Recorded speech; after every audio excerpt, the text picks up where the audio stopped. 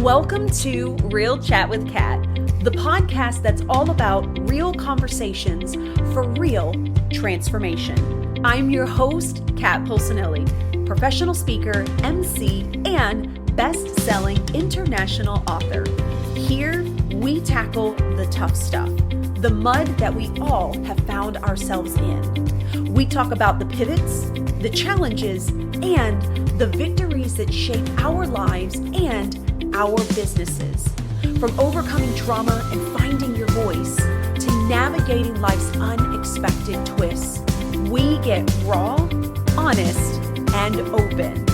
You'll hear from inspiring guests who share their stories of resilience, healing, and growth. Whether it's breaking through emotional abuse, embracing self-worth, or thriving in entrepreneurship, you'll find connection, empowerment, and the tools to keep you moving forward. So grab your favorite drink, settle in, and get ready for stories that hit home and conversations that make a difference. Let's get real together. Hello, everyone, and thank you so much for joining me today on this episode of Real Chat with Kat. I am so excited to have you here with me today. I have a really neat guest, and I am super excited to bring her to you guys. So, Susan, thank you so much for being a part of the podcast today. Thank you, Kat, for having me, and I'm really excited to talk to your audience. Yay, thank you so much. This has been a long time coming, so I'm really excited to be able to really dive into this conversation. So, Susan, as we get started, please do us all a favor and tell us who you are, what it is that you do, and what got you into this space. So my name is Susan Brady, and I started out my career back in 1989, so 35 years ago, as a physical therapist. And pretty early in my career, I started noticing that my patients who ate right and took better care of themselves, managed their stress and their sleep, they got better faster than patients that sat on a couch and ate a junk food diet and really weren't taking care of themselves. So I ended up then pursuing a doctorate in integrative medicine because I just started realizing that, we're not just about one thing. We have to have an integrative approach to our health. And from there, the aspect of integrative medicine that I felt I could bring back to my patients was mostly nutrition. So I went on and got a certification in nutrition, and I opened up a practice in integrative health. And I started to become inundated with women who were worried about their bone health and the osteoporosis, and they were having DEXA scans done, and the doctors were saying to them, oh, you're going to fall and break a leg and be in a wheelchair for the rest of your life. And they were confused. They were healthy. They didn't understand.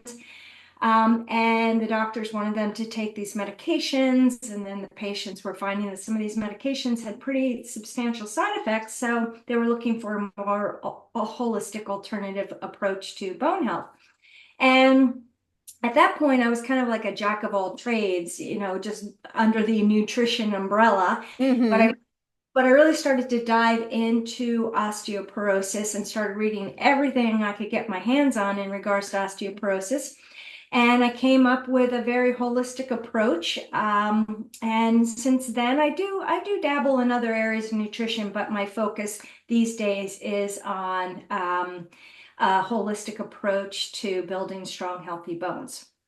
So that's kind of where I've come from. I've been, in the physical therapy world for 35 years, and I've just kind of integrated the rest into my practice. And actually, it's been a very nice marriage between physical therapy, which is so important when it comes to bone health, and then the nutrition and the more integrative approach, looking at other things like stress and sleep and digestion and all the other aspects that go into our health. Yeah. And it makes a lot of sense too. So my background is in medical. I did more in administration, but I was kind of a jack of all trades when I was at a smaller office. And so I learned a lot about the bone health and especially your spine and different things like that. But like how all of these different pieces and components of us are so tied together And it really is interesting, especially after doing a lot of my own healing and stuff as well, to see how my body dramatically changed from reducing my levels of stress and being able to manage other items and areas in my life, and how that has amazingly affected me now versus 10 years ago. And so I'm curious, you know, because you've done both physical therapy and you're kind of hyper focused now on this osteoporosis, do you do you see that this is more of a woman issue, or are you still seeing this with our men as well? I would say primarily women. I think the stats are 1 out of 2 women will develop osteoporosis as they age, and Wow. I think it's 1 out of 4 to 5 men. And basically, the whole reason why we lose bone at age, as we age, is because for women, it's estrogen, and estrogen for most of our lives is very bone protective. So it protects our bones. But then when we start to go through menopause and our estrogen levels start to decline, that's when we start to lose bone. And the same thing is for men. Testosterone for most of their lives also protected their bones. And women go through menopause. Men go through something called andropause. And they start to get a decline in testosterone, so that makes them more susceptible to osteoporosis. But I would say the biggest difference is, even though both sexes end up with a decline in hormones, one of the things that's really, really important towards bone is force, and Mm. force through the bone. There's something called Wolff's Law. And what that says is the greater force you put through the bone or through anything, it is going to get stronger in order to be able to accommodate to that force. Well, men are typically larger than women. So on a day-to-day basis, every step they take, everything they do, they're creating more force through that bone. So it's going to allow them to maintain better bone density than women. And if you actually see the population of women that have a tendency towards osteoporosis and bone loss, it is the smaller petite women. Hmm. And that is because, at 100 pounds, it's hard to put a lot of force through the bone, and the bone's going to Yeah. accommodate to what it has to do. So if it only has to carry around 100 pounds every day, that's the strongest it's going to get, is to carry around 100 pounds every day. But I also think this is where some of the problems lie with tests like DEXA scans, which is the x-ray that looks at bone density, is because somebody that's 100 pounds and 5 feet, they're going to have smaller bones than somebody that is 5'8" and weighs 150 pounds. It just makes more sense. Hmm. So there's a lot of question as to whether these DEXA scans, how accurate they really are, because you can have less dense bone, but the bone you have could be a very, very good quality, right? So Okay. bone has to have a little bit of give to it, right? If it was just a piece of glass, every time you fell, your bones would shatter. It has to Hmm. have a little give, and that's more of the quality of the bone. So you could have less dense bone, but the bone you have is of greater quality. You could fall and not fracture, and vice versa. You could have denser bones, but of poor quality, and fall and not fracture. And I've seen this in people. I've had a 50-year-old patient who she had a little bit of bone loss, but nothing significant. But she had a high stress job, didn't eat well, never exercised, sedentary job. She had 3 fractures in 1 year. And then, Oh, then wow. I had a 75-year-old woman who had really bad, what we call T scores, which is the kind of what the result is that you get from a DEXA scan. But she ate well, she exercised every day. She fell down a set of steps and never broke a bone. Oh So my goodness. if you were just to look at these 2 women on paper, you'd be like, oh, Hmm. she's not going to break a bone. Oh my gosh, she's at high risk of breaking a bone. So it's not all about the DEXA scans and the density. There's so much more that goes into it. That makes so much sense. And you know what's interesting too is we tend to think that we can push through stress, and because we have like a vacation or this getaway or like time to ourselves, that like makes up for it, when in reality it really plays out across your lifespan. Now I'm curious to know, and I'm sure a lot of people are probably wondering this too. Let's say, for instance, you kind of had a really good life and then you went through like a really stressful period, but you've kind of hit that period, like, let's say in your mid 50s, where you're already noticing that you're starting to lose it. But then you kind of start getting back into healthier habits, less stress, and things like that. Can the bone reverse itself, or just does it protect itself better? Is it kind of like once the damage is there, it's there, but you can at least protect it from further? So what I have seen is it's very, very hard to reverse osteoporosis. It's hard to reverse that bone loss unless there is something medically that's an issue. So for instance, parathyroid disease actually causes bone loss. So if you can correct, if you do have something like parathyroid disease or thyroid disease, which may be driving the bone loss, that certainly can be reversed, and you can start to see better bone density after that. But for most people, once you've lost that bone, it's very hard to regain. And so, but here's the thing is your bone quality and density starts in your adolescent years. That is when we build the most bone we are ever going to have in our life. And it's up until about the age of 25 in men, 28 in females. And it's called peak bone mass. And so we really, really want to build that bone in our adolescent, teenage, young adult lives. Because let's say we get to peak bone mass and then we go through menopause, we are absolutely going to lose some bone through menopause. But if we've reached peak bone mass and now we're going through menopause, we're still okay. But if you never reach that peak bone mass because you were a couch potato as a teenager, maybe you smoked, maybe you drank, you didn't do any exercise, you ate a junk food diet, and you never reach that peak bone mass, now when you go through menopause or andropause and you start to lose bone, you're into the osteoporosis. So and I wish that more people would be focusing on this in our young adults, because it's crucial. And I see so many young adults with issues like anorexia, and my daughter is a runner, so I've grown up with all of these young women, running. And when you're a distance runner, the lighter you are, the faster you run. So Hmm. so many of her friends had anorexia back in high school and in college.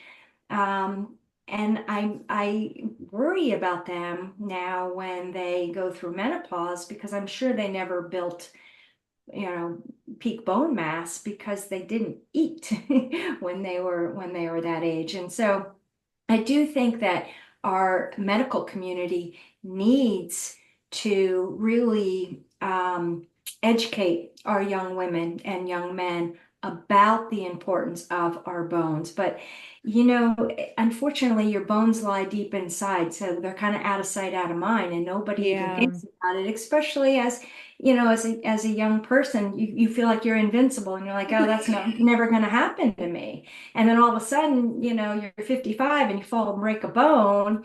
You can't go backwards at that point. Hmm. But again, it does, so much of it does come back to the quality of the bone. And a couple things that we do know is the stronger your muscles are, the stronger your bones are going to be, because your bones have to follow your muscles, right? Because if your muscles are really, really strong, but your bone isn't keeping up with that, you could lift a 20-pound weight and the force of the muscle in the bone would just fracture the bone. So the bone has to follow the muscle.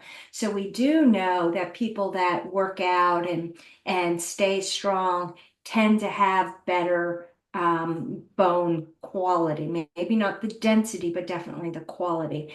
And we do have these new tests coming out, and I'm very much on top of this new technology. It's a REMS technology through a company called Echolight, and it's actually an ultrasound opposed to an X-ray, and it gives you both bone density as well as bone quality.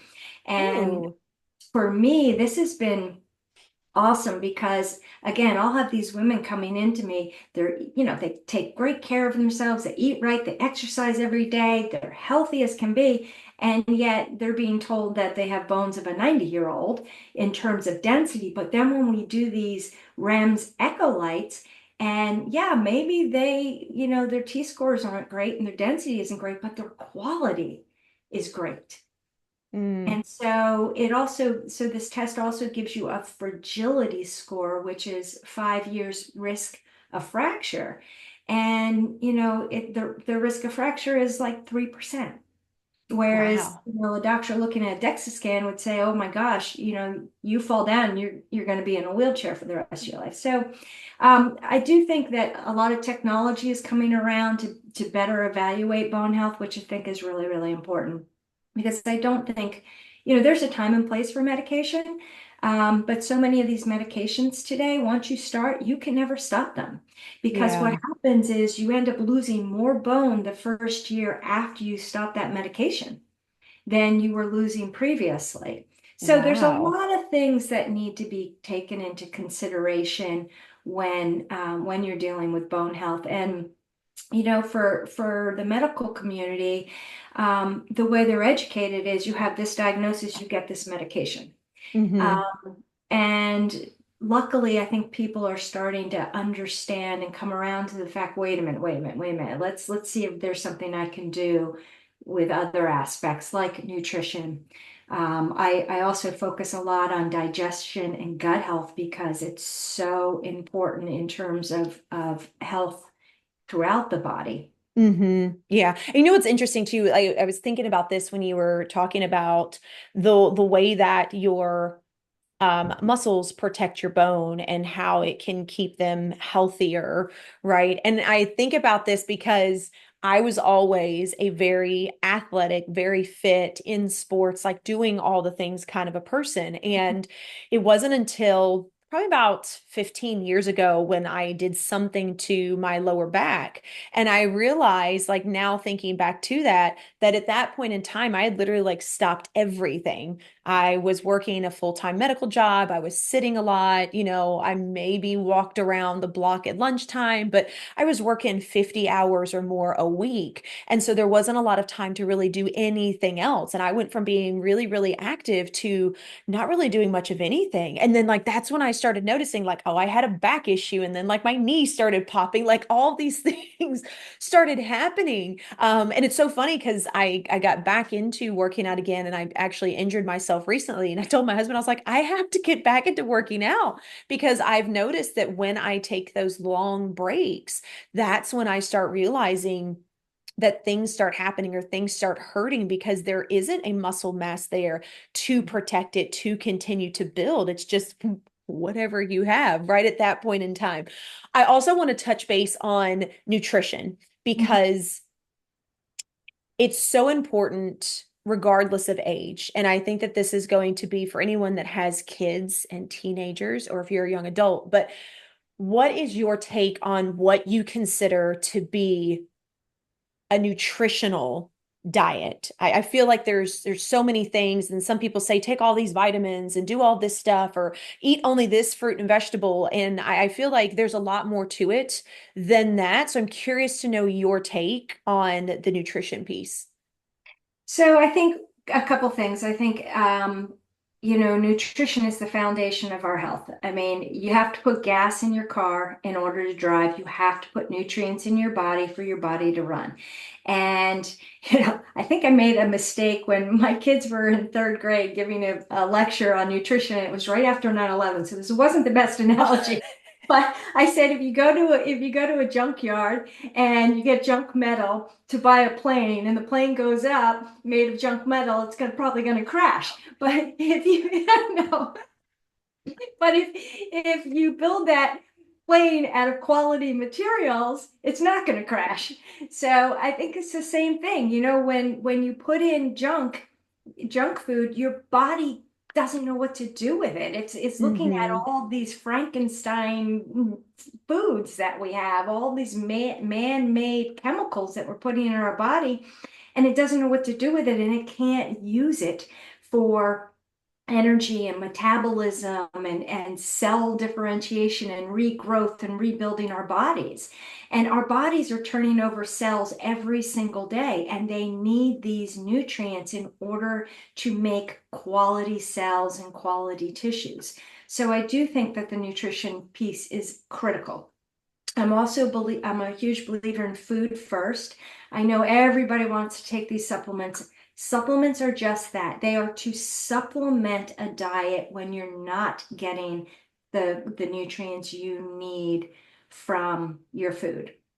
And and the other thing is, there's so many different diets out there and everybody swears by a different diet. But what I Yeah. find is interesting is the foundation of all of these diets is typically, getting rid of junk food.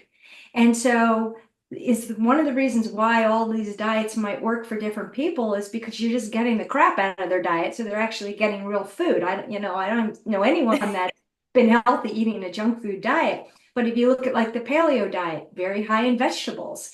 They take out all of the processed foods. I mean, if you look at any of Mm-hmm. these diets, the very first thing they do is remove the processed foods. And so I think that's why you see some of these diets working for various people. I am not big on any one diet. There's a couple of things that I look at is, I do believe that plants need to be the foundation. I think, fruits and vegetables and legumes and nuts and seeds needs to be the basis of our diet, just because that is where we get the most nutrients from, the most minerals and vitamins and things like that. Now, whether people want to be vegan or vegetarian or omnivores, it doesn't matter that much to me as long as Mm-hmm. people that are vegans and vegetarians are really trying to get the protein that they need. I know a lot of people that are what I just call junk food vegetarians. They basically live off of bread, butter, and cheese and don't eat any vegetables at all. So I do think that any diet can be healthy if you're really trying, hard to make sure all the pieces fit. But I think the most important thing is that it works for you, because if it doesn't work for you, it's not sustainable. And it has to, you have to have some kind of sustainable eating program, right? Because diets don't work because you go on them for 2 weeks and maybe you eliminate carbohydrates or you eliminate this or you eliminate that. Well, you can do it for 2 weeks and get healthy and lose some weight, but can you do it for the rest of your life? And that is, I think, what's key is finding an eating pattern that you can do for the rest of your life and be sustained on it, because so many of these diets will not sustain you, and you can't. So there, Yeah. I think people have to look at things that way. I always tell my patients when you're dishing out your plate, half of that plate should be fruits, vegetables, nuts, seeds, then you can have your protein and your complex carbohydrate. But think back, I don't know about you, but when I grew up, we were given a huge plate of spaghetti and tomato sauce. You know, where's the protein? And so I think we've come a long way from that. And again, back in the 80s, we were so fat phobic. Nobody ate fat, but boy, did we eat carbohydrates, and everybody got really fat. Love my pastas. Love my pastas. And I think the other thing that really is important is diversity in diet. And I always try and get my patients to eat 20 to 30 different plant foods a week. Ooh. So it actually isn't as hard as you think it is. But, if you ate the same food every single day, and maybe it's a healthy diet, maybe you ate broccoli every day, but you're missing out on all the other nutrients that come from all the different foods, right? Mm-hmm. So even if you're eating a healthy diet, if it's the same food every day, it doesn't necessarily mean you're getting all the nutrients you need. And here's the other thing, we talked a little bit about gut health. All of these different fibers from these plant foods feed the good bacteria in our gut. right? And if we're only getting certain fibers from certain plant foods all the time, we're only feeding certain gut bacteria. And not only do we need trillions of these bacteria in our gut, we need a huge diversity of these bacteria in our gut. So you need a diverse diet in order to feed the diversity of the bacteria in the gut microbiome. So, I mean, it's not that hard. I usually have people just kind of write down every plant food, and that is your fruits, your vegetables, your grains, your nuts, your seeds, and just, changing things up as the week goes on. Maybe Monday you have broccoli, Tuesday you have cauliflower, Wednesday you have asparagus, Thursday you have, just changing it up a little bit every day, I think is really, really important, and diversity of the diet. And that makes a lot of sense. I mean, if you think about it, even if you simplify it down to, let's see, you work at a job and you walk 2 miles a day. Well, at the beginning, that may seem like a lot to you, but after being in that job for so long, your body is so used to you doing that same thing over and over and over again. It's like, okay, well, this is normal. This Mhm. isn't doing anything for us. So that's really interesting. I didn't realize that there were that many different components to having the diversity of, especially around gut health, because I've heard a lot about gut health. This has been something that I know that people are talking about a lot more than I've ever heard before, because I was a pasta kid. That was my Italian family. It was pasta and it was bread.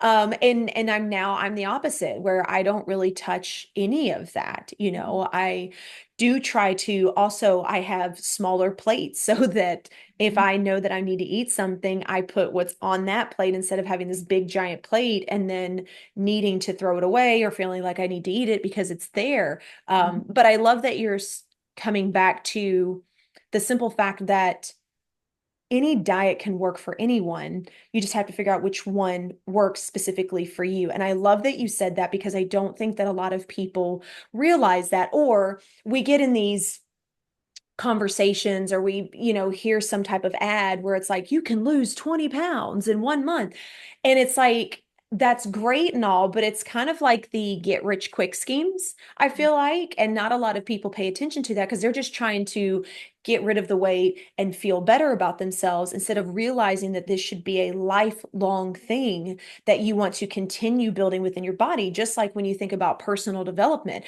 when you go through healing yourself and you go through personal development, you don't just like do it for a year or two and you're like, okay, I'm good, I'm totally healed, don't need any more. Like, it's a constant way to grow. It's a constant thing for you to, oh, let's try this. Oh, this looks better, this has been working for me more. Hey, I've done this for years, but let's try something else. You're constantly challenging yourself so that you can continue to grow. And I feel like that's the same thing with nutrition and body health as well. Is this is for the long haul. This is something you want to continue doing. This is how you continue the growth of your body to maintain it in the direction that's going to give you longevity, versus feeling like, oh, I can just do this diet for a couple of months, and then once I lose the weight, we're great, I can go back to it. And then you find these people that like do the detoxes. Nothing against anybody that does detoxes. I've done them before, but like people that like that's what they do every year, right? They detox like midsummer and then they detox in the wintertime. They're like, oh, I'm good now and I can go back to what I'm doing. And it's like, no, no, you just undid all of the good that you gave your body a chance to do. And then you wonder why you fluctuate. You wonder why your brain fog maybe is showing up. You wonder why you are lethargic when before you weren't. And it's like because you allowed yourself to clear things out and your body's starting to feel good. And then you go right back into those patterns because you're like, oh, we're good now. And your body's like, oh, time out, time out. I thought we were done. Right, right. You haven't learned anything. If you go on a grapefruit diet and eat, grapefruit 3 times a day for 2 weeks to lose 10 pounds, what have you learned? Yeah. You just go straight back to your regular diet, and in 2 months you're going to be have all that weight back on you. So it has to be something that you can sustain. And I also think that it's also a very individual thing. And I'll tell you a kind of a personal story. I was wearing one of these continuous glucose monitors for a while because my husband was having some issues with high blood sugar, so I wanted him to use it. And then we decided that I would use one at the same time, and we would track what our blood sugars would do after the same meal. Ooh. And his would go up and stay high, mine would go up, go up a little bit and come back down. But I was very much into intermittent fasting. And, 7 o'clock, kitchen's closed. You don't eat anything after 7 o'clock until 11 o'clock the next morning. But Hmm. I was continually waking up at 3 o'clock in the morning, and I didn't understand why. And this has been for, years. And it was just kind of a pattern. Well, as soon as I use that continuous glucose monitor, all of a sudden the alarms are going off at 3 o'clock in the morning because my blood sugar is 50. Oh, wow. So what I learned, and I've never had blood sugar issues my entire life, I am somebody that has to eat before I go to bed. And as soon as I was having a piece of cheese or, something with a little fat and a little bit of protein to sustain my blood sugar overnight, I've been sleeping like a baby. So How this is interesting. why, it isn't a one fix for everybody. Everybody is different. And you've kind of, and this is where someone like me comes in because we can kind of decipher what's good for you, what's not good for you. And then there are a lot of different food intolerances. People will say, oh, every time I eat cheese, I get a stuffy nose or a skin rash. And then we have to, you got to figure out why people are having all of these different intolerances. And sometimes one of the reasons why we become tolerant to a food is because all we do is eat it all the time. Mm, And so that's what I find very interesting is when I do some of these food inflammatory tests or food intolerance tests, is they come up with all the food that somebody's eating every single day. And if you actually look at, I like to go back to kind of prehistoric man. They didn't eat the same food every single day, right? They ate seasonally. When they got mhm. meat, sure, they ate a lot of meat, but then they'd have to go and forage whatever seasonal berries or nuts or Yeah. things were out there. So, um, you know, when in our modern world, you can get any food you want any time of year. And so people get into these habits of just eating the same thing day after day after day. And I think that can create problems too. That makes a lot of sense. I didn't even think about, going back to kind of prehistoric times and looking at the way that they were eating, Mhm. and all of that. And that makes a lot of sense. And I do think that that's kind of an issue is because we do have everything at our fingertips. And so it's so easy to just be lazy and be like, oh, I'm craving this. So I'm just going to do this. Or, oh, I feel like this because I don't want to cook. So I'm just going to do this.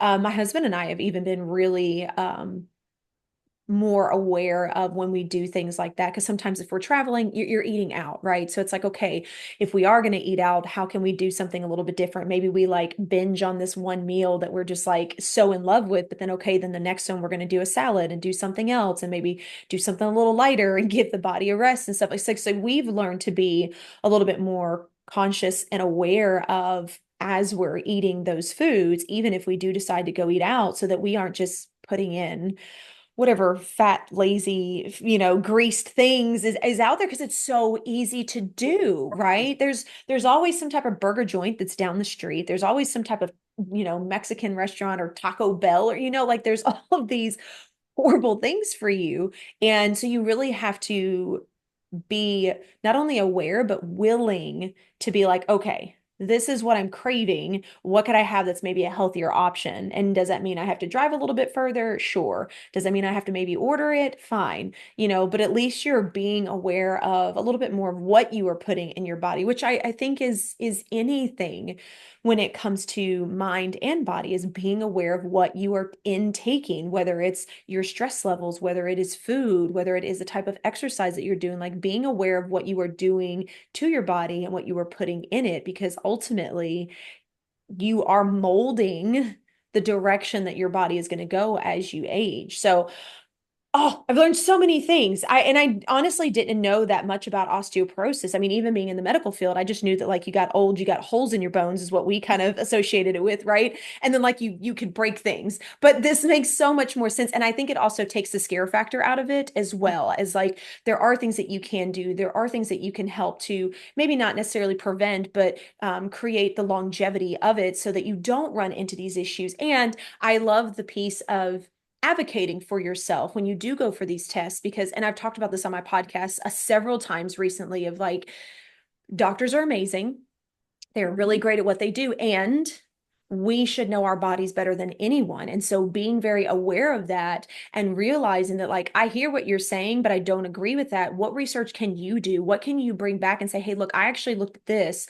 This is what I'm feeling. This is what's going on. This is what I think I need to do. And working with your doctor instead of us just blindly listening to everything that they say, because they're human too. They make mistakes.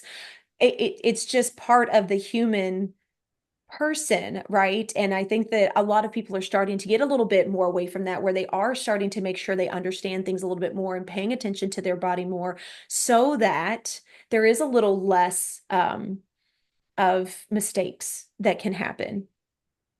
Well, and I think, you know, unfortunately, with our medical system these days, these poor doctors only have 7 minutes to see you. So Yeah. how much can they really do in 7 minutes? Yeah. And, you know, I've heard some of my patients will say, you know, I went in with some problem, but another issue came up days before, and I wanted to bring that up. And the doctor said, you're going to have to make another appointment because that's a totally different, you know, topic. Yeah. And you can't kind of blame them. It's kind of the system that we have right now, which I do think is failing the American people, because I think that we have become reactive with our health instead of proactive with our health. And I do think that if we started to focus more on nutrition and lifestyle and exercise at a very young age with our kids, we would be a healthier society. And looking at you know, our modern farming practices where we're using all of these pesticides and GMOs. I mean, our food isn't even as healthy as it was. We have less nutrients in our food today than we did 20, 30 years ago, because our soil is so depleted, because of, you know, these farming practices. And I don't blame the Hmm. farmers. I mean, they have to make a living. They have to, you know, they're trying to make food for the population, so they're doing the best they can.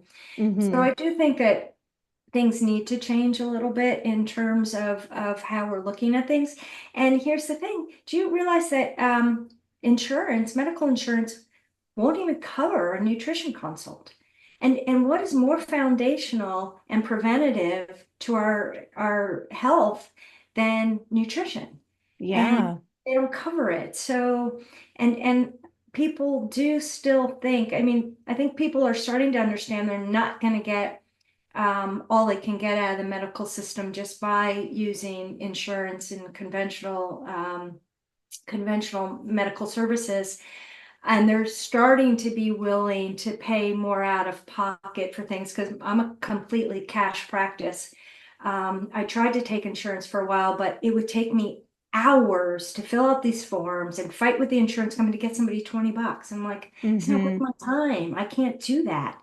Um, but this is the issue, is that these insurance companies aren't really paying for the preventative medicine. And what could be more preventative than nutrition and lifestyle? And I would love to even see these companies giving stipends for gyms and things like that to get people more active.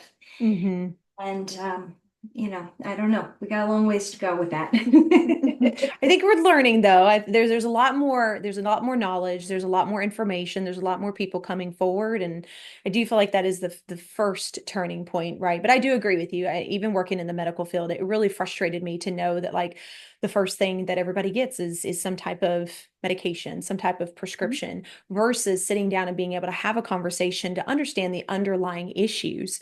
You know, I was very blessed to work with a lot of patients in therapy, and when I did get to have conversations with them, and I did find out things that they were doing at home and stuff that was going on in their family. And those kinds of conversations make a huge difference in, you know, everything else in your life. And just being able to talk with them about that sometimes gave them a little bit of relief. And so I do think that I would love to see our medical go more integrative, where we are listening to both the symptoms, but also to the patient as well, to be able to make a more refined decision on that one. So, Susan, I can't thank you enough. This has been a wonderful conversation. Yeah.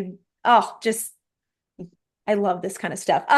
As we come to a close, do you happen to have a quote or a piece of advice that you would like to leave the audience with? Yes. So I think we alluded to it before, your bones may lie deep within your body, but they are the foundation of your body's strength and stability. Just think about it. If you don't have bones, you'd be a puddle on the ground. And if you do not take care of your bones, they will weaken over time. But here's the integrative approach. Because every system in your body is interconnected, anything you do for your bone health is also going to support your entire well-being, and vice versa. So when you invest in your bones, you're building a healthier, stronger, more vibrant you from the inside out.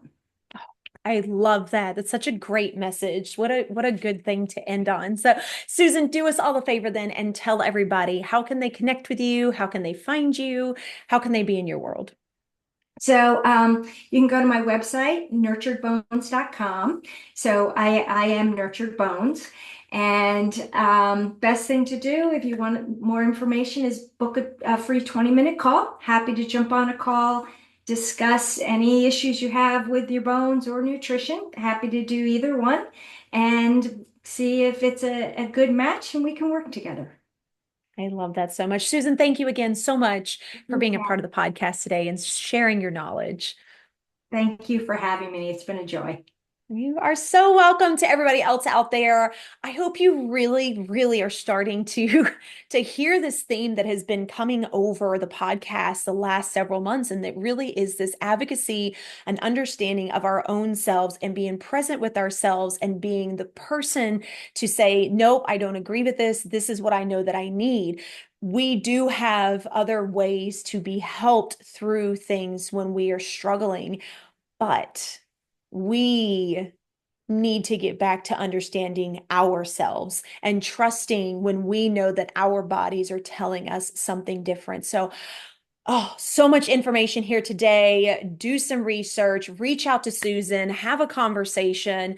I think that this is so, so important. And again, I'm a woman and there's so many things around osteoporosis and menopause and all these things that I'm not even aware of. And you would think that because I'm female, I would know. So do your research, reach out to someone that can give you that information, that can start showing you what you can do better to start having a more sustainable, fulfilling, and long life.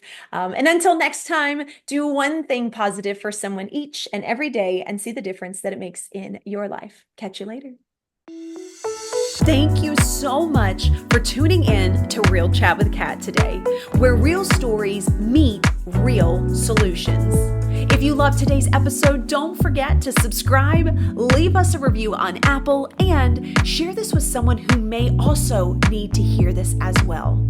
Let's also keep the conversation going. Follow me on socials at The Lotus Effect, connect with our incredible guests, and remember, you are never alone. Your story matters, and you have the ability and the power to rewrite it.